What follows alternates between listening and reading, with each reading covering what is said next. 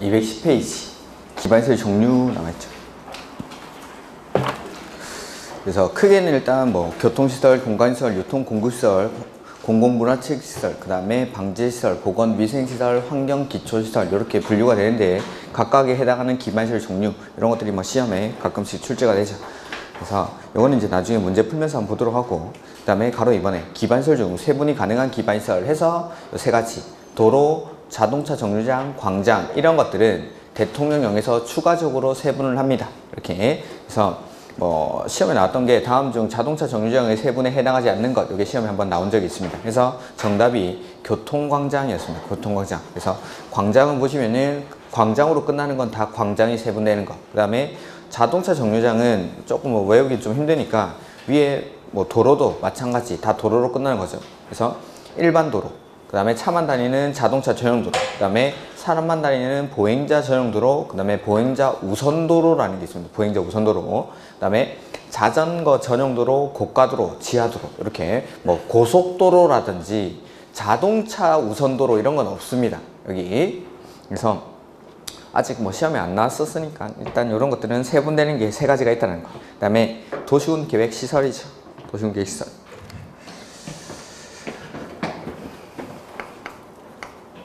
도시군 계획 시설은 크게 논점이 설치랑 관리. 이렇게 도시군 계획 시설을 설치할 때 원칙 어떻게 설치하죠?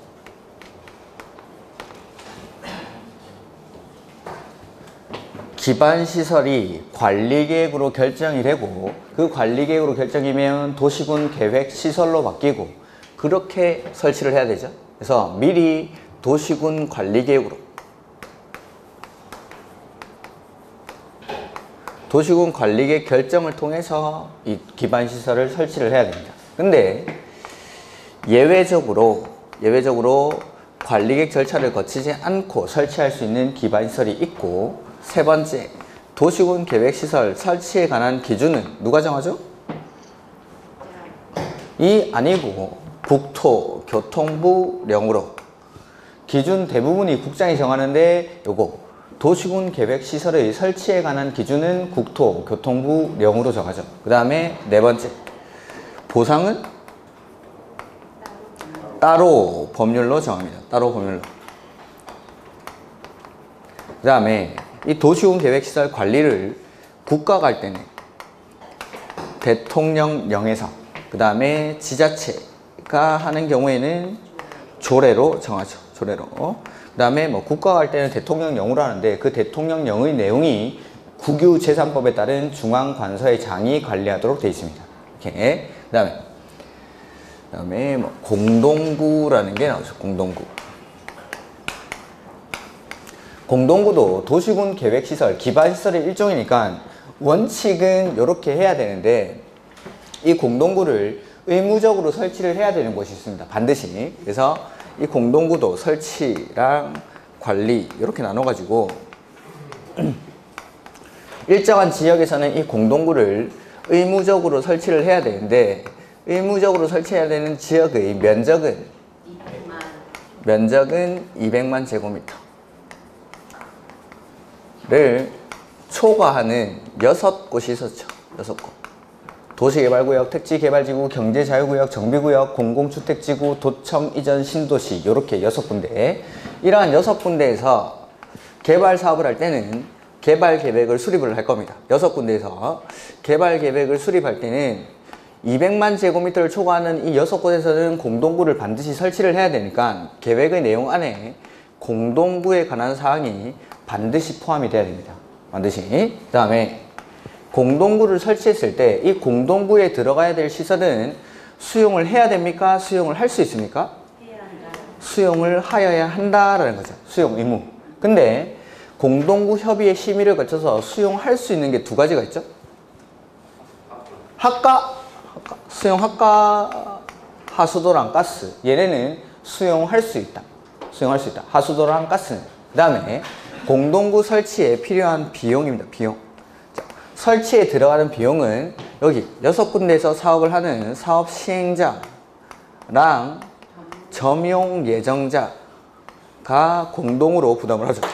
점용 예정자가. 근데 이 점용 예정자는 개별적으로 매설할 때 들어가는 비용의 범위 안에서만 이 설치 비용을 부담을 합니다. 개별적으로 매설할 때 들어가는 비용. 그 다음에 관리를 하는 주체. 공동구는 누가 관리하죠? 특광, 시, 군이 관리를 합니다. 근데 내가 하기 힘들다 하면은 뭐 전문기관에 위탁할 수 있다 이런 것들이 있었고, 그 다음에 관리할 때 들어가는 비용은 점용하는 자가 부담하죠. 점용하는 자가. 쓰는 사람이. 점용하는 자가 뭘 고려해서? 면적을 고려해서 관리자가 관리 비용을 정합니다. 이렇게. 이게 이제 공동구에 관한 사항. 그 다음에 마지막으로 광역시설이라는 게 있었습니다. 광역시설. 자, 이 광역시설이라는 거는 기반시설 중에서 둘 이상의 시, 군에 걸치거나 내지는 이용하는 시설을 광역시설이라고 하죠. 그래서 광역시설 역시 기반시설이니까 이 광역시설을 설치, 관리하려고 할 때는 원칙은 이렇게 합니다. 이렇게. 도시군 계획시설의 설치, 관리에 따라서. 광역시설 역시 기반시설이니까 광역시설을 설치하거나 관리할 때 원칙은 관리계획을 하는데 예외적으로 관리계획 절차 안 거칠 수 있고, 기준은 국토교통부령으로 정하고 보상은 따로 법률로 정하고, 광역시설을 관리할 때도 국가가 할 때는 대통령으로, 지자체가 할 때는 조례로, 저렇게 하는 게 원칙. 그래서 기반시설이기 때문에 원칙은 도시군 계획시설의 설치, 관리에 따라서 하는데 예외적으로 둘 이상의 시, 군에 걸치니까 둘 이상일 때 어떻게 하죠? 그래서 협의회를 구성하거나 협약을 체결해서 설치, 관리할 수가 있습니다. 협의회를 구성하거나 협약을 체결해서. 근데 협의회 구성이나 협약 체결이 안 되죠. 이럴 때 같은 도 안에서, 관할이 같을 때는 누가? 도지사가 직접 설치합니다. 이렇게. 그 다음에 국가계획으로 설치하는 광역시설은 누가? 법인이 설치, 관리할 수 있다라고 했죠. 뭐 예를 들어서 뭐 코레일 같은 거라고 말씀드렸죠. 이런 것들. 이게 이제 광역시설. 자, 나머지 내용들은 책으로 한번 보죠. 그래서 210페이지 도시군 계획시설이 나오는데, 도시군 계획시설이라는 건 기반시설 중에 관리계획으로 결정된 시설을 도시군 계획시설이라고 하죠.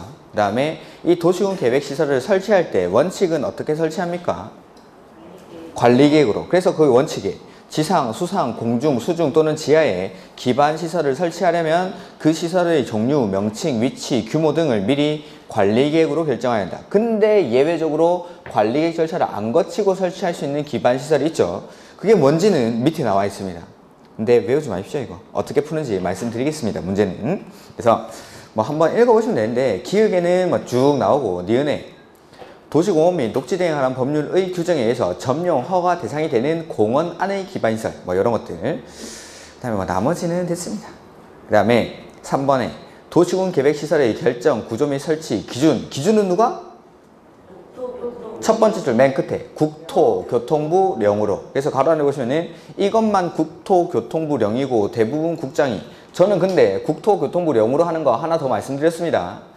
환지 계획의 작성 기준. 그래서 도시군 계획시설의 설치 기준이랑 환지 계획 작성 기준은 국토교통부령으로 하고, 나머지 기준들은 대부분 국장이 정한다 라고 생각하시면 됩니다. 여기서 벗어나는 거는 그냥 틀리시면 됩니다. 그 다음에 뭐 세부사항은 뭐 나머지는 됐습니다. 이렇게. 다음 페이지. 도시군 계획시설의 관리가 나오죠. 관리. 공동구는 어디 있지? 공동구는 여기 아예 빼버렸나 보네. 문제 풀면서 보도록 하죠.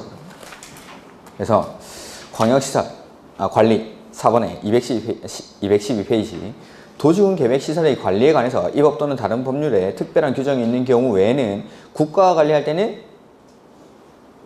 대통령령, 그게 이제 국유재산법에 따른 중앙관서의 장이 관리한다라는 내용이 어딨냐면 가로 안에 시행령이라고 돼 있죠. 시행령.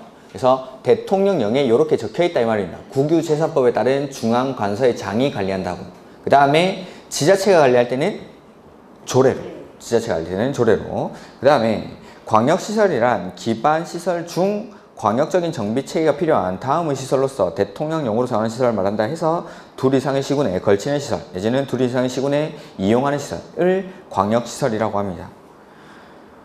다 빼놨는데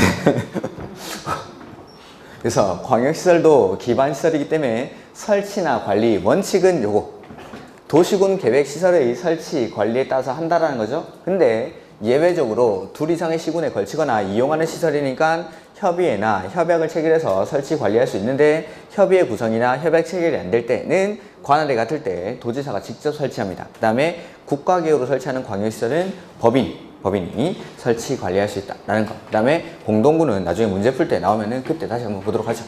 네. 그 다음에 이제 도시군 계획 시설 사업을 하는 절차가 나오죠. 도시군 계획 시설 사업을 하는 절차가.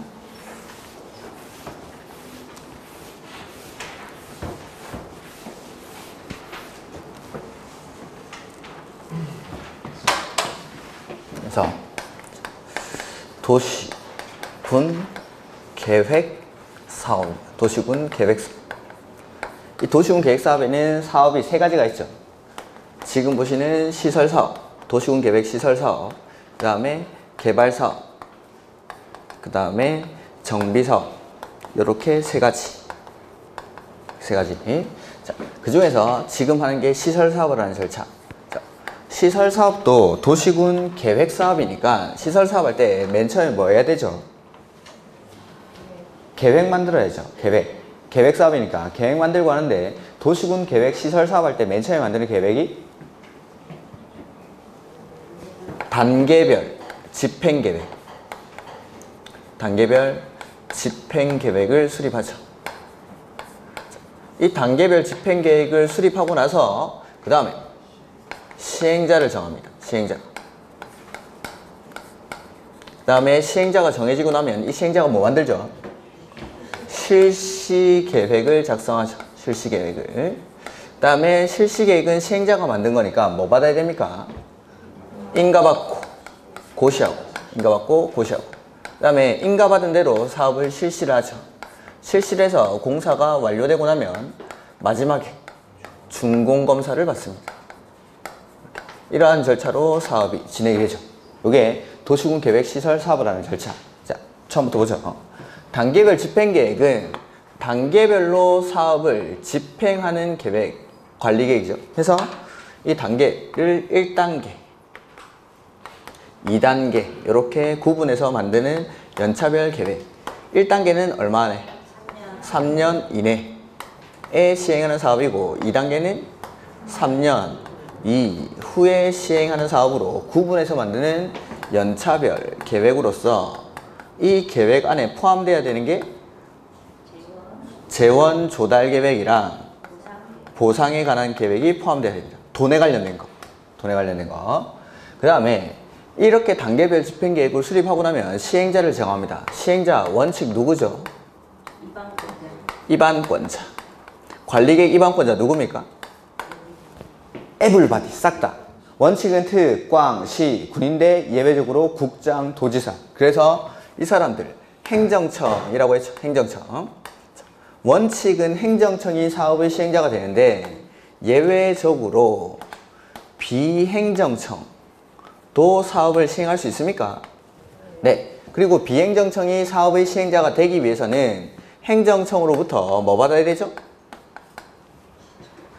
지정을 받은 경우에만. 그냥은 안 되고 행정청으로부터 사업 시행자로 지정을 받았을 때 이 비행정청이 사업의 시행자가 될 수 있죠. 그 다음에 이 비행정청 중에서 민간은 이 시행자로 지정받기 위한 동의요건이 필요하죠. 그 동의요건이 면적 3분의 2 이상을 소유하고 그 다음에 소유자 총수 2분의 1 이상의 동의를 받아야 지정을 받을 수가 있습니다. 그 다음에 이 단계별 집행계획은 누가 만듭니까? 시행자가. 사업할 사람이 요거는 3년 안에 하자, 요거는 3년 이후에 하자를 정하는 거죠. 그래서 시행자 원칙 누구죠? 입안권자. 그래서 시행자인 입안권자가 단계별 집행계획을 수립합니다. 원칙은 특, 꽝, 시, 군이 수립하는데 국장이나 도지사가 직접 관리계획을 입안한 경우에는 직접 단계별 집행계획을 수립할 수도 있다라는 거. 그 다음에 단계별 집행계획은 도시군 계획시설에 대한 관리계획 결정 고시로부터 얼마 안에 만들죠? 3개월 안에 수립합니다. 3개월 안에.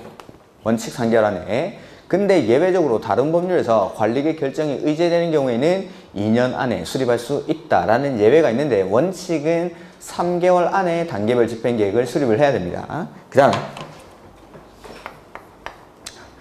도시군 계획시설에 대한 관리계획 결정 고시가 있고 나서 2년 내에 사업에 착수가 없는 경우 중에서 첫 번째 단계별 집행계획이 아예 수립이 안 돼 있습니다.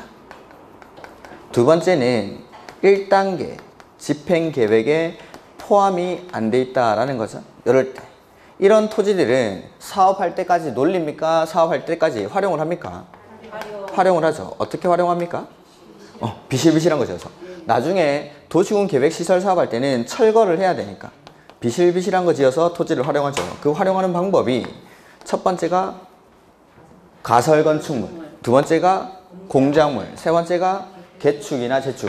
요 가설건축물 허가받고 짓는 가설건축물입니까? 신고하고 짓는 가설건축물입니까? 건축법에서 허가대상 가설건축물이라고 했죠. 허가대상 가설건축물이 처음 시작할 때 도시군 계획시설 내지는 도시군 계획시설 예정지에서 설치하는 가설건축물이 바로 허가대상 가설건축물이라고 했습니다. 이거는 이제 건축법 내용. 이렇게 활용을 할 수 있고, 이 시행자에서, 나중에 하자, 이거는. 그 다음에 시행자가 실시계획을 작성하고 나면 인가 받는데, 인가는 원칙은 시, 도, 대도시가 하는데, 국장이 지정한 시행자는 국장한테 인가를 받습니다. 이렇게. 국장이 지정한 시행자는 국장한테. 그 다음에, 이렇게 인가받은 대로 사업을 실시를 하는데, 이 도시군 계획시설 사업의 시행자는 공공시설, 공익사업을 하는 사람이니까 이 시행자를 보호하기 위한 몇 가지 조치가 있습니다. 첫 번째, 타인의 토지를 수용할 수 있죠. 그 다음에 타인의 토지에 출입하거나 일시 사용할 수가 있고, 세 번째, 관계서류를 무상으로 열람할 수 있고, 그 다음에 공시송달이 가능하죠. 공시송달. 그 다음에 다섯 번째, 사업을 효율적으로 시행하기 위해서 분할해서 시행할 수 있고, 여섯 번째, 국공유지의 경우에는 관리계획으로 정하여진 외의 목적으로는 처분할 수가 없다. 국공유지는 처분 제한을 받게 되죠. 이렇게. 이러한 혜택을 누리면서 사업을 하게 됩니다. 해서 공사가 완료되면 준공검사를 받는다라는 거죠. 이렇게. 자, 그래서 213페이지 거기 쭉 나오는데 절차가 거기 다 써놨는데 차라리 그냥 제가 써놓은 게 이게 더 나을 것 같습니다. 이게. 그래서 실시계획 인가는 원칙 시도 대시하고 그 다음에 나머지는 뭐 됐고, 뒤에 보시면은 214페이지 단계별 집행계획 수립 나오죠. 원칙은 특, 꽝, 시, 군이 수립하는데 예외적으로 국장, 도지사, 한마디로 말해서 그냥 입안권자. 그 다음에 수립기간 도시군 관리계획 결정 고시로부터 원칙은 3개월 안에 수립하는데, 여기는 안 나와있지만 다른 법률에서 관리계획이 의제되는 경우에는 2년 안에 수립할 수 있다는 예외가 있습니다. 그 다음에 수립 방법은 1단계, 2단계 나눠서 만드는 계획이죠. 그래서 1단계는 얼마 안에? 3년 안에. 2단계는 3년 이후에 시행할 사업으로 구분해서 만드는 연차별 계획으로서 요 안에 포함되어야 되는 게 재원조달 계획이랑 보상에 관한 계획이 포함되어야 된다라는 거죠. 이렇게. 그 다음에 도시군 계획시설 사업의 수용이 나오죠. 수용. 자, 그래서 이렇게 해가지고 이제 사업을 하는데, 여기 이거는 이제 사업 시행자 보호 조치죠. 오늘 나눠드린 프린트 한번 볼까요? 거기 맨 위에 보면은 공법상 수용에서의 공치법 특례 비교라고 돼 있죠. 자, 수용을 할 때 원칙은 무슨 법 준용합니까? 공치법. 그래서 우리 공법에서 수용이 총 4번 나올 겁니다. 그 4번의 수용을 여기 다 정리해 놓은 겁니다. 여기다가. 그래서 시설 사업할 때 수용 한번 나오고, 개발법에서 수용 한번 나오고, 정비법에서 수용이 나오고, 주택법에서 수용이 나옵니다. 그때마다 항상 원칙은 공치법을 준용을 하는데 공치법 준용 안 하는 특례가 첫 번째 사업인정고시의 특례, 두 번째는 재결신청기간의 특례, 그 다음에 마지막 칸에 보면은 사전 현금보상의 특례라는 게 있긴 있습니다. 자, 첫 번째 사업인정고시는 제가 한마디로 말해서 싹 다 사업을 할 수 있을 때라고 했습니다. 사업을 할 수 있을 때. 그래서 시설 사업할 때는 여기 실시 앞에 있는 거, 실시 앞에 있는 거. 그래서 실시계획 고시가 있는 때.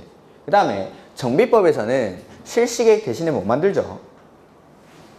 사업 시행계획. 정비법에서는 실시계획이 아니라 사업 시행계획이라고 부르죠. 그래서 사업 시행계획 인가 고시가 있는데, 그 다음에 주택법에서는 아파트 착공 들어가기 전에 뭐 받아야 됩니까? 사업 계획 승인. 건축법에서는 건축허가, 주택법에서는 사업계획 승인. 그래서 한마디로 실시나 착공 앞에 있는 거, 사업을 할 수 있을 때입니다. 시설사업은 실시계획 고시가 있는 때, 정비법은 사업 시행계획 인가 고시가 있는 때, 주택법에서는 사업계획 승인을 받았을 때. 근데 개발법은 좀 특이하게 언제? 수용 또는 사용의 대상이 되는 토지 등의 세부 목록을 고시한 때. 그래서 이게 특이하니까 시험 문제 나오는 거죠. 다른 것들은 다 사업을 할 수 있을 때를 사업 인정 고시가 있는 걸로 봐주는데, 개발법만 사업 세부 목록을 고시한 때. 그 다음에 재결 신청 기간은 싹 다 똑같죠? 사업 시행 기간 이내에 수용 보상금에 대해서 불만 있는 사람들은 다툼을 할 수가 있습니다. 사업 시행 기간 이내에. 그 다음에 세 번째 칸에 있는 거는 수용의 주체인데, 시설사업, 개발사업, 정비사업에 나오는 수용은 공공이든 민간이든 다 할 수 있습니다. 공공이든 민간이든. 근데 자, 개발법에서 민간이 도시개발사업을 수용 방식으로 하기 위해서는 동의요건이 필요하죠. 그 동의요건이 요거 면적 3분의 1을 소유하고 소유의 총수 2분의 1. 그래서 시설사업에서도 이 시행자는 나중에 수용을 하게 될 거니까 민간이 시행자로 지정받기 위해서는 면적 3분의 1을 소유하고 소유 총수 2분의 1 이상의 동의를 받아야 된다. 이 두 가지, 이 동의요건, 이거는 수용이랑 관련해서 공법에서 딱 두 번만 나옵니다. 시설사업에서 민간이 시행자로 지정받기 위한 요건, 그 다음에 도시개발사업을 수용 방식으로 할 때 민간이 수용 방식으로 하기 위한 동의요건이 요거 면적 3분의 1을 소유하고 소유 총수 2분의 1. 근데 시설사업, 개발사업, 정비사업에서의 수용은 공공이든 민간이든 다 하는데, 주택법에서의 수용은 공공만 합니다. 국가지자체, 주공, 지방공사 이런 것들. 그래서 공공사업 주체가 목적도 딱 정해져 있습니다. 국민주택을 건설하거나 이를 위한 대지를 조성할 때 그때만 수용을 할 수가 있습니다. 그 다음에 정비법에서 좀 특이한 게, 개선사업이나 재개발사업에서는 원칙적으로 수용을 허용하는데, 재건축사업, 우리 집 고치는 거죠. 재건축사업은 주변에 기반시설은 양호한데 우리 집이 낡아서 우리 집 고칩니다. 근데 우리 집 고치는데 옆에 땅 수용해서 사업하면 됩니까? 안 되죠. 그래서 재건축사업은 원칙적으로 수용이 안 되는데 천재지변에 의해서 사업을 할 때만 수용이 가능합니다. 이렇게. 그 다음에 맨 뒤에 사전 현금 보상의 예외. 자, 개발법에서는 수용 보상금을 사전에 지급하는 게 원칙인데, 사전 현금 보상의 예외로 발행할 수 있는 채권이 토지 상환 채권이라는 게 나왔었죠. 토지 상환 채권. 그 다음에 정비사업 역시 원칙은 수용 보상금을 수용하기 전에 사전에 현금으로 보상하는 게 원칙인데, 사후에 준공인가 받고 나서 건물이나 토지로 보상하는 예외가 있습니다. 정비법에. 그래서 우리 책에서 이제 보다가 수용이 나오죠. 그냥 이거 보시면 됩니다. 여기 다 정리해놨으니까. 이거 이렇게. 그래서 일단 수용을 다 정리해 놓은 거고, 그래서 뭐 여기 214페이지에 있는 거는 따로 볼 필요가 없겠죠. 뭐 수용 유형상의 특례 이런 거 보지 마십시오. 동그라미 이번에 나온 거. 그리고 수용의 대상이 되는 거는 토지뿐만 아니라 토지, 건물, 물건, 그 다음에 소유권 외의 권리까지도 수용을 할 수가 있죠. 이렇게. 제가 보지 말라는 거는 215페이지에 그 동그라미 2번에 지대 사용, 잔여지 수용, 사용 이런 거 보지 말라 이 말입니다. 그 다음에 도시군 계획시설 부지에서의 매수 청구가 나오는데, 나머지는 뭐 하나도 써놓지도 않아요. 그래서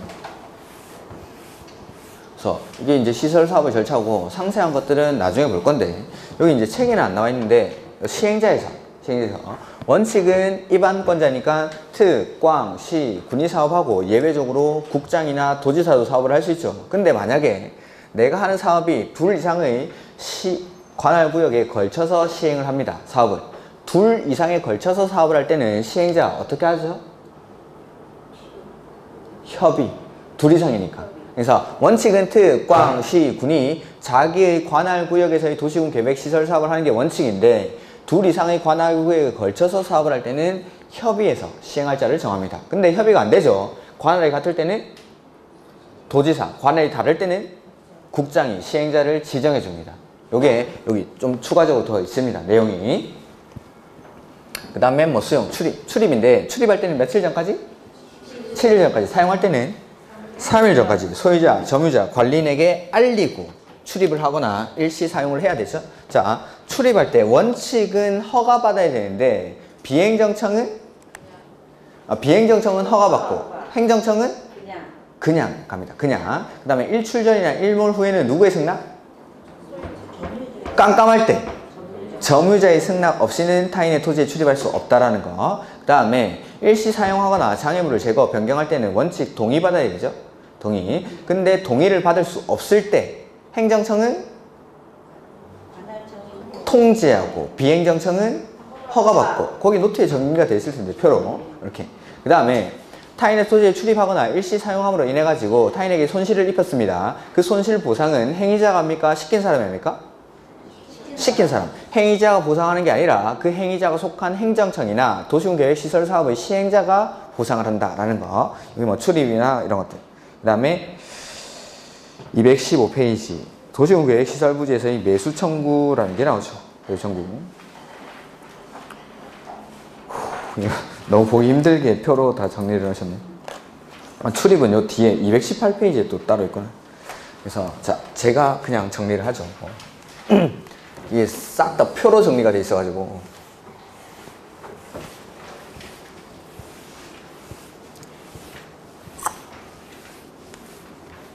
일단 첫 번째, 매수 청구권이라는 거죠.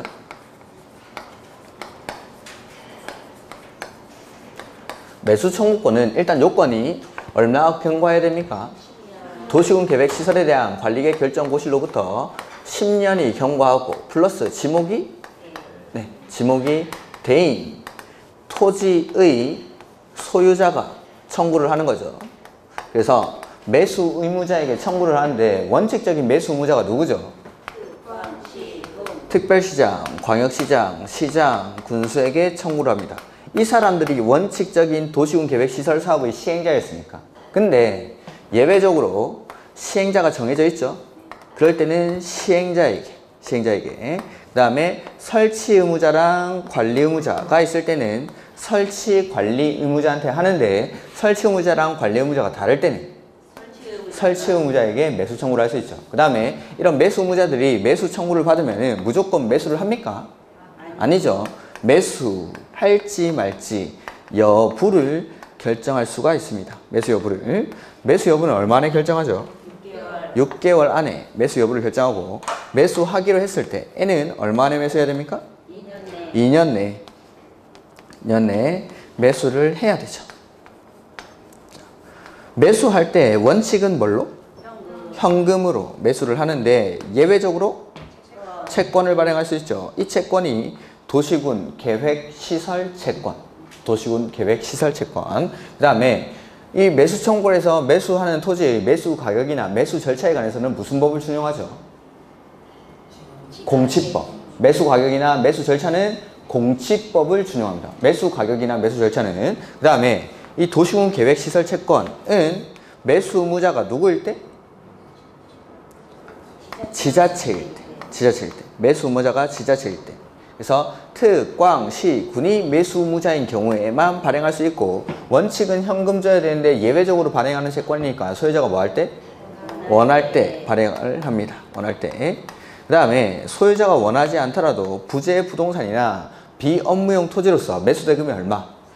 3천만 원을 초과하는 경우에는 그 초과분에 대해서 채권을 발행할 수 있는 거죠. 그러니까 3천만 원을 현금 주고 초과하는 부분에 대해서 소유자가 원하지 않더라도 채권을 발행할 수 있다는 거. 그 다음에 상환기간은 10년 이내로 하고 이 채권 발행에 관해서는 무슨 법을 준용하죠? 지방재정법을 준용합니다. 채권 발행에 관해서는 지방재정법. 이렇게 요게 매수청구권. 그 다음에 여기 6개월 안에 매수 여부를 결정을 해야 되는데 매수 청구를 한다라고 해서 무조건 사주는 게 아니에요. 매수를 안 하기로 결정합니다. 매수를 안 하기로. 그 다음에 매수하기로 결정했으면 2년 안에 매수를 해야 되는데 2년 안에 매수를 안 하고 지체를 하는 거죠. 이럴 때는 사줄 때까지 기다립니까? 토지를 활용합니까? 활용하죠. 어떻게? 이게 튼튼히. 그래서 원래 지목이 대인 토지니까 튼튼한 건물을 지어서 활용할 수 있게 해주는 거죠. 그래서 여기서 설치할 수 있는 건물이 첫 번째가 3층 이하의 단독주택. 여기서 말하는 단독주택은 말 그대로 단독주택을 말합니다. 단독, 다중, 다가구, 공간 다 포함되는 게 아니라 그 중에서 단독주택만.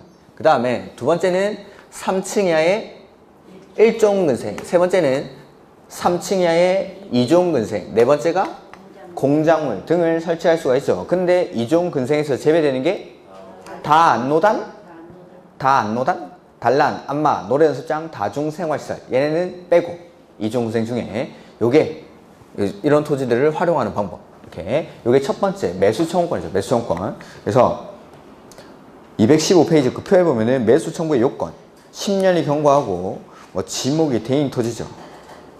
10년 이내 그 도시군 계획 시설 사업이 시행되지 아니하였다 하더라도 실시계획의 인가 또는 그에 상당하는 절차가 행하여진 경우에는 매수 청구할 수 없다. 뭐 이거는 좀 중요하죠. 그래서 실시계획 인가나 그에 상당하는 절차가 진행됐을 때는 매수 청구를 할 수가 없다라는 거. 이렇게. 그 다음에 10년이 경과하고 지목이 대인 토지라는 거 어디였나? 안 나와있죠. 지목이 대인 토지만 할 수가 있죠. 지목이 대인 토지만. 그 다음에 매수 의무자는 원칙은 특, 광, 시, 군인데 예외적으로 시행자가 정해져 있으면 시행자한테. 그 다음에 설치 의무자나 관리 의무자가 있을 때는 설치 관리 의무자한테. 그 다음에 설치 의무자랑 관리 의무자가 다를 때는 설치 의무자한테. 그 다음에 매수 여부는 얼마 안에 결정합니까? 6개월 안에. 그 다음에 매수 결정을 알리는 날로부터 얼마 안에 매수해야 되죠? 2년 안에. 그 다음에 매수 대금 지급 방법 원칙은 현금으로 하는데 예외적으로 도시군 계획 시설 채권을 발행할 수가 있죠. 그래서 도시군 계획 시설 채권의 요건들은 그 밑에 나오고 매수 가격이나 매수 절차에 관해서는 무슨 법을 준용하죠? 공시법. 공시지가가 아니면 그렇게 공시지가로 나왔었는데 감정가 이렇게 해도 틀린 겁니다. 원칙 공시법에서는 감정가라고 하긴 하는데 그냥 공시법을 준용한다라고 해야 됩니다. 무조건. 그 다음에 매수를 하지 않을 때 토지를 활용하는 방법이 튼튼이죠. 3층 이하의 단독, 3층 이하의 1종근생, 3층 이하의 2종근생, 공작물 이런 것들. 그 다음에 도시군 계획 시설 결정의 실효가 나오는데 도시군 계획 시설 결정되고 나서 얼마가 경과하면? 20년. 실효는 20년. 20년이 경과하면 20년이 되는 날이 다음 날에 관리계획 결정의 효력이 상실됩니다. 실효는 20년.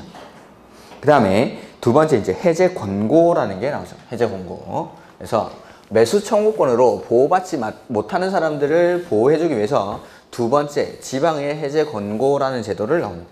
이렇게 해서 지방의회 보고라고 저는 하는데 첫 번째 요건은 10년이 경과할 것을 요건으로 합니다. 첫 번째. 여기서는 지목을 따지지 않죠. 지목을 불문하고 10년이 경과하면 됩니다. 두 번째는 10년이 경과하지 않더라도 사업의 필요성이 없어졌을 때. 그래서 사업의 필요성이 없거나 10년이 경과한 이런 토지들이 있는 지자체장, 특, 광, 시, 군입니다. 지자체장은 먼저 우리 관할 안에 이러한 토지가 있다라고 두고 지방의회에다가 보고를 해줍니다. 지방의회에 보고를 하고. 그 다음에 이 보고를 받은 지방의회는 다시 지자체장에게 해제 권고를 하죠. 해제 권고를. 해제 권고는 보고받은 날로부터 얼마 안에? 90일 안에. 보고받은 날로부터 90일 안에 해제 권고를 합니다. 그 다음에 이 해제 권고를 받은 지자체장은 해제를 위한 관리계획 결정을 해야 되죠. 권고받고 나서 얼마 안에? 1년 안에. 1년 안에. 권고받은 날로부터 1년 안에 해제를 위한 관리계획 결정을 해야 된다라는 게 이제 지방의 보고라는 제도. 근데 요거 해제 공고를 받은 지자체장이 시장 군수입니다. 이 시장 군수는 도지사가 결정한 관리계획을 자기가 해제할 수 있습니까? 안 되죠. 그래서 시장 군수는 도지사에게 해제 신청을 해야 됩니다. 신청을. 그러면 이 신청을 받은 도지사는 신청받은 날로부터 1년 안에 해제를 위한 관리계획 결정을 한다라는 거. 이게 결정해제라 했죠. 결정해제. 그래서 시장 군수는 결정한 적이 없으니까 해제도 못합니다. 해제도. 그래서 도지사가 직접 해제를 해야 된다는 거. 이렇게. 요게 해제 공고. 지방의 해제 공고. 그 다음에 해제 신청이라는 게 나오죠. 해제 신청. 해제 신청은 엄청 자세하게 써요. 그래서 마지막으로 해제 신청.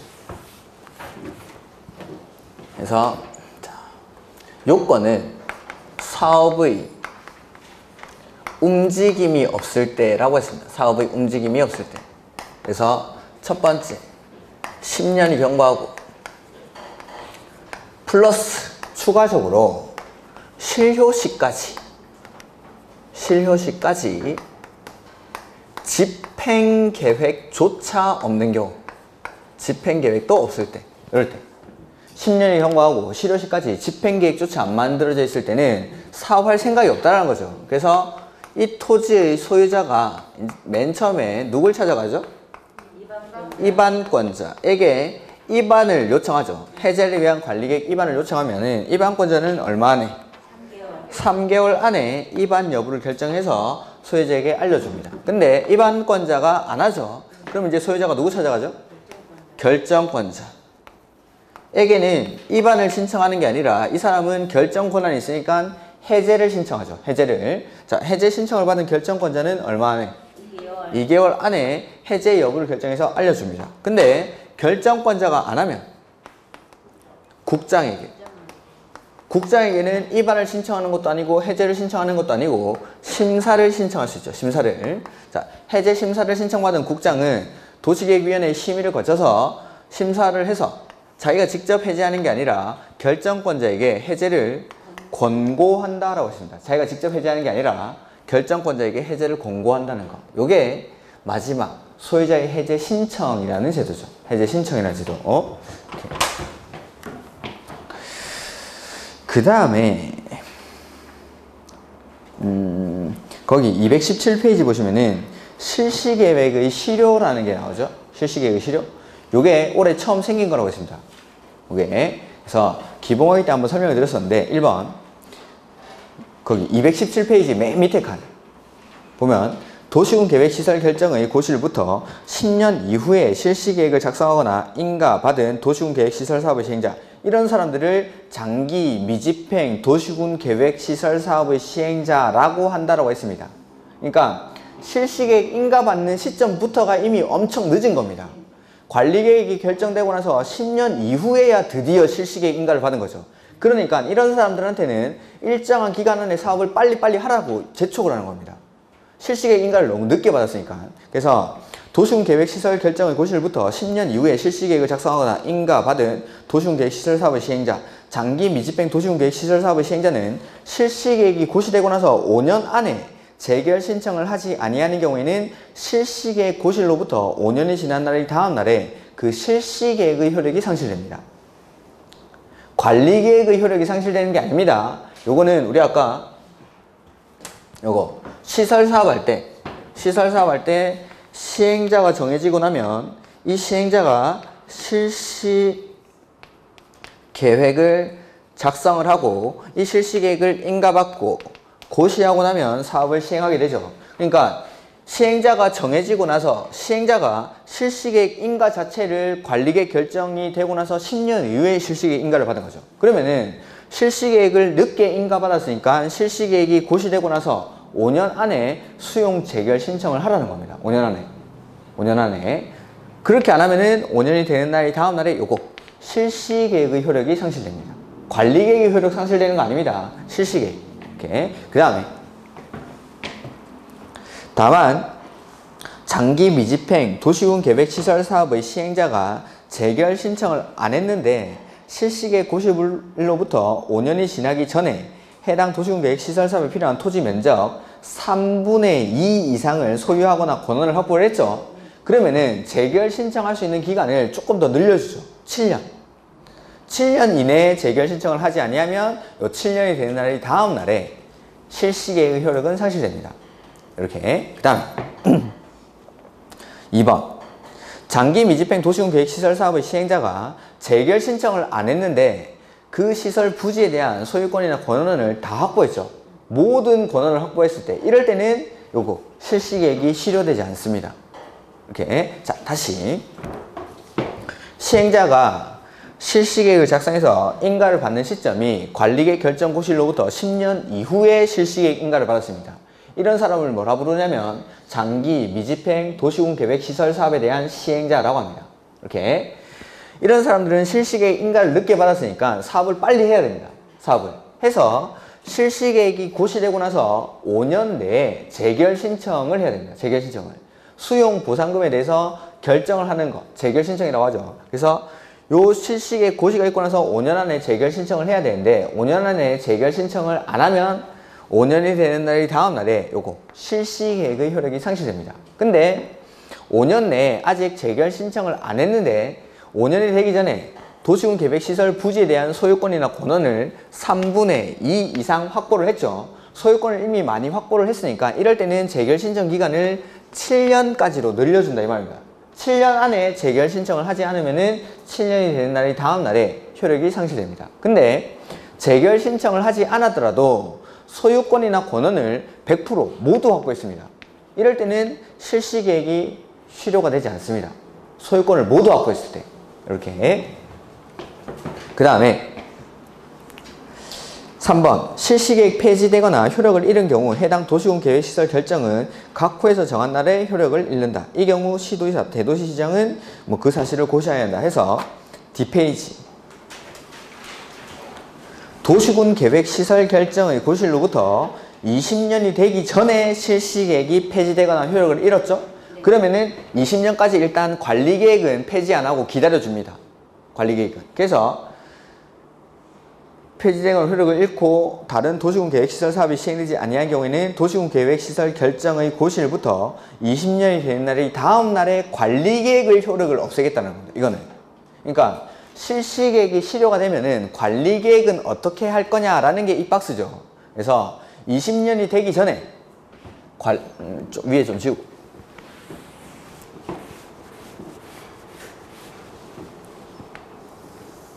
여기가 관리계획 결정 고시일로부터 20년이 되는 시점이라고 해보죠. 근데 이 실시계획이 실효되는 시점이 20년이 되기 전에 요때 실효가 됩니다. 그러면은 20년이 될 때까지 기다렸다가 20년이 되는 날의 다음 날에 관리계획 결정 효력이 상실됩니다. 근데 요거 실시계획 실효되는 시점이 요거 20년이 되고 난 다음 날 20년 이후에 실시계획이 실효가 되는 거죠. 그게 이번에. 그래서 도시군계획시설 결정의 고시일로부터 20년이 되는 날의 다음 날 이후에 실시계획이 폐지되거나 효력을 잃은 경우에는 실시계획이 폐지되거나 효력을 잃은 날에 관리계획도 같이 효력을 잃습니다. 자, 아까 실시계획이 실효되는 경우는 5년 안에 안 하면은 5년이 되는 날이 다음 날, 7년 안에 안 하면 7년이 되는 날이 다음 날이니까 그때 실시계획이 효력을 상실하면서 20년 이후에 실시계획이 실효가 될 때는 관리계획도 같이 실효를 시키겠다라는 거죠. 이렇게. 그래서 이런 것들 같이. 이거는 뭐 처음 나온 거고. 그 다음에 218페이지 타인 토지의 출입 뭐 이런 것들 나오는데 아까 했던 거. 출입 절차. 그 다음에 청문. 3가지 사유가 있었죠. 청문하는 거. 개발행위 허가의 취소. 그 다음에 시설사업 시행자 지정의 취소. 그 다음에 실시계획 인가의 취소. 뭔가 취소하기 전에 억울한 거 있으면 말해봐 라는 게 청문이었습니다. 그래서 개발행위 허가 취소, 시행자 지정 취소, 실시계획 인가 취소 요 3가지. 그 다음에 벌칙은 제가 3년에 3천짜리 2가지만 했습니다. 개발행위 허가사항 위반한 거. 그 다음에 시가와 조정구역 안에서 허가받아야 되는 행위를 허가 안 받고 했을 때 그때는 벌칙이 3년에 3천. 나머지 벌칙은 그냥 보지 마십시오. 보지 마시고 오늘 나눠드린 프린트 한번 보죠. 거의 비용부담이라는 게 있죠.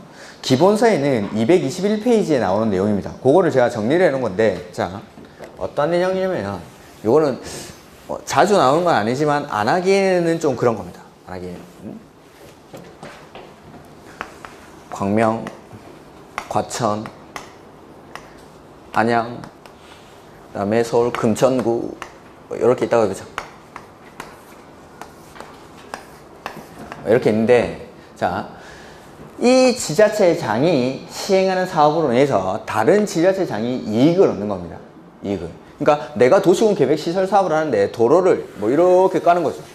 그러면은 다른 지자체도 이익을 얻겠죠. 그럴 때는 다른 지자체장에게 비용을 부담시킬 수가 있습니다. 그런 것들을 비용 부담이라고 합니다. 비용 부담. 그래서 자, 원칙 나오는데 가로 1번에 시행자 부담의 원칙. 광역도시계획 및 도시군 계획 수립과 도시군 계획 시설 사업에 관한 비용은 이 법 또는 다른 법률에 특별한 규정이 있는 경우를 외에는 국가가 할 때는 국가 예산에서, 지자체가 할 때는 지자체가, 행정청이 아닌 자가 할 때는 그 자가 부담함을 원칙으로 한다. 이게 시행자 부담의 원칙. 그러니까 도시군 계획 시설 사업 같은 거 할 때 원칙은 시행자가 부담하는 게 원칙입니다. 원칙. 근데 예외적으로 수익을 얻는 사람한테 비용을 부담시킬 수가 있습니다. 그걸 수익자 부담이라고 합니다. 수익자 부담. 해서 자, 첫 번째 칸에 국장이나 시도지사 나오죠? 국장이나 시도지사는 그가 시행한 도시군 계획 시설 사업으로 현재의 이익을 받는 시, 도, 시, 군이 있으면 그 도시군 계획 시설 사업에 든 비용의 전부입니까? 일부입니까? 당연히 일부입니다. 일부를 그 이익을 받는 시, 도, 시, 군에게 부담시킬 수 있다. 이 경우 국장은 비용을 부담시키기 전에 누구랑 협의하죠? 행안부 장관과 협의를 합니다. 자, 내가 시행하는 사업으로 인해서 이익을 얻는 다른 지자체가 있을 때 그 다른 지자체에다가 비용의 일부를 부담시킬 수가 있습니다. 근데 이 일부를 부담시키려고 할 때는 원칙은 어떻게 합니까? 맨 끝에 비용 부담시킬 때 행안부 장관과 뭐? 협의하는 게 원칙. 근데 협의가 안 됩니다. 막 싸우죠. 관할이 같을 때는 도지사, 관할이 다를 때는 국장이 아니고 이건 돈이니까 행안부 장관이 결정하는 바에 따릅니다. 돈이니까. 오케이. 그러니까 우리가 배웠던 것들입니다. 둘 이상일 때 협의하는데 협의가 안 되면 위에서 싸움 말려준다. 그겁니다, 이것도. 그래서 다른 이익을 얻는 지자체한테 비용을 부담시킬 때 원칙은 협의해야 됩니다. 근데 협의가 안 될 때, 관할이 같을 때는 도지사가. 그러니까 광명시장이 사업을 했는데 안양, 과천도 다 이익을 얻었죠. 같은 경기도 안에 들어가죠. 그럴 때 원칙은 협의합니다. 과천시장, 안양시장이랑 협의를 해야 되는데 협의가 안 되죠. 그러면 도지사가 결정을 해준다. 도지사가. 이렇게. 그 다음에 뭐 광명이 하는데 금천구까지 이렇게 갔다. 관할이 다르죠. 이럴 때는 위에서 이렇게 말려준다는 겁니다. 이렇게 한번 보면은, 그래서 국장은 싹 다 우리나라 전체가 자기 관할이니까 협의를 행안부 장관이랑 하면 됩니다. 협의가 안 돼도 말려줄 사람이 없는 거죠. 이렇게. 그 다음에 시도지사 보시면은 시도지사가 자기 관할 구역 안에서, 즉 도지사가 사업을 하는데 광명, 과천, 안양 이런 사람들이 이익을 얻는 겁니다. 그러면 그때는 그냥 비용 부담시키면 됩니다. 자기 관할 구역 아니니까. 근데 그 두 번째 칸에 있는 거, 시도지사는 그 시도에 속하지 아니하는 특별시, 광역시, 시군에 비용을 부담시키려면 해당 지자체장과 협의하여야 한다. 그러니까 서울이 하면서 경기도까지 온 겁니다. 이게 서울시장이 하는 사업이. 그럴 때는 원칙은 관할, 지자체장과 협의를 합니다. 근데 서울시장이 할 때 경기도까지 넘어왔는데 이게 협의가 안 되죠. 시도끼리 협의가 안 되니까 누가 말려줍니까? 행안부, 그 옆에. 협의가 성립하지 않을 때는 행안부 장관이. 그래서 서울시장이 하는 사업으로 인해서 경기도에 있는 지자체장이 이익을 얻으면은 여기 원칙은 협의합니다. 그러니까 비용 부담시킬 때는 항상 원칙은 협의. 근데 협의가 안 되죠. 서울시가 하는데 경기도에 있는 지자체장들이랑 협의가 안 될 때는 서울시랑 경기도 위에 있는 행안부 장관이 결정하는 바에 따릅니다. 근데 그 밑에 시장 군수 나오죠? 시장이나 군수는 그가 시행한 도시군 계획 시설 사업으로 현재 이익을 받는 다른 지자체가 있으면 그 도시군 계획 시설 사업에 든 비용의 일부를 이익을 받는 다른 지자체장과 뭐 해야 됩니까? 협의. 네, 협의합니다. 근데 다른 지자체가 같은 도, 자, 즉 이거죠. 광명시가 하는데 과천, 안양이 이익을 얻었습니다. 그럼 같은 경기도 안에 속하죠. 이럴 때는 누가? 도지사가. 근데 광명이 하면서 금천구 이렇게 올라간 겁니다. 금천구, 구로구 이렇게 올라갔죠? 이럴 때는 다른 관할이죠. 다른 관할. 다른 시도에 속할 때는 누가? 행안부 장관이. 어렵지 않습니다. 자, 원칙, 비용 부담시킬 때 어떻게 하죠? 협의. 원칙적으로 부담시킬 때는 협의해야 되는데 협의가 안 될 때 관할이 같을 때는 도지사, 관할이 다를 때는 행안부 장관이 결정하는 바에 따른다라는 겁니다. 이렇게. 자, 그 다음 페이지. 자, 비용을 부담시킬 때는 전부 부담시키는 게 아니라 일부를 부담시키죠. 그래서 부담하는 비용의 총액은 당해 도시군 계획시설 사업에 소요되는 비용의 50%를 넘지 못한다. 이 경우 도시군 계획시설 사업에 소요된 비용에는 당해 도시군 계획시설 사업의 조사 측량, 설계비 및 관리비는 포함하지 아니한다. 요거 빼고 나머지 비용 중에 얼마까지? 50%까지. 그래서 조사, 측량, 설계비 및 관리비는 포함하지 아니한다. 그 다음에 가로수 3번 비용의 보조 또는 융자 나오죠. 1번 시, 도지사, 시장, 군수가 수립하는 광역도시계획 또는 도시군 계획에 관한 기초조사나 지형도면 작성에 드는 비용입니다. 사업비용이 아니라 도시군 계획시설 사업에 들어가는 비용이 아니라 기초조사나 지형도면 작성에 드는 비용은 얼마까지? 80%까지 국가 예산으로 보조할 수 있습니다. 그 다음에 2번, 3번은 도시군 계획시설 사업에 들어가는 비용인데, 자, 시행자가 행정청일 때 행정청이 시행하는 도시군 계획시설 사업에 드는 비용은 50% 이하의 범위에서 국가 예산으로 보조하거나 융자할 수 있습니다. 근데 가로 안에 보시면 역시 조사, 측량, 설계비, 관리비는 제외합니다. 요거 빼고 50%까지 국가 예산으로 보조하거나 융자할 수 있고 3번에 행정청이 아니죠. 비행정청은 3분의 1 이하의 범위에서 보조하거나 융자할 수가 있습니다. 이렇게. 자, 다시 해볼까요? 원칙, 도시군 계획시설 사업에 드는 비용은 어떻게? 시행자가 부담하는 게 원칙. 그 앞에 페이지부터. 시행자가 부담하는 게 원칙이죠. 근데 예외적으로 이익으로는 다른 지자체에다가 비용을 부담시킬 수가 있습니다. 그게 수익자 부담을 예외해서 다른 지자체에 비용 부담시킬 때 원칙은 뭐 해야 됩니까? 협의. 근데 협의가 안 되죠. 관할이 같을 때는 도지사, 관할이 다를 때는 행안부 장관이 결정하는 바에 따릅니다. 그 다음에 도시군 계획시설 사업에 드는 비용의 일부를 다른 지자체에다가 부담시킬 때 최대 얼마까지? 50%까지. 근데 제외되는 게 조사, 측량, 설계비 및 관리비는 제외. 그 다음에 여기 시도지사나 시장, 군수가 계획을 수립하면서 기초조사라든지 지형도면의 작성에 드는 비용은 얼마까지? 80%까지 보조할 수 있고 행정청인 시행자가 하는 사업은 얼마까지? 50%까지. 비행정청일 때는 3분의 1까지 보조할 수가 있습니다. 요게 이제 비용 부담. 그래서 도시군 계획 시설 사업 맨 끝에 가시면 아마 있을 겁니다. 시설 사업 할 때 이런 것들이 나옵니다. 여기까지. 자, 국계법 여기까지 하고 좀 쉬었다가 문제 바로 풀도록 하겠습니다.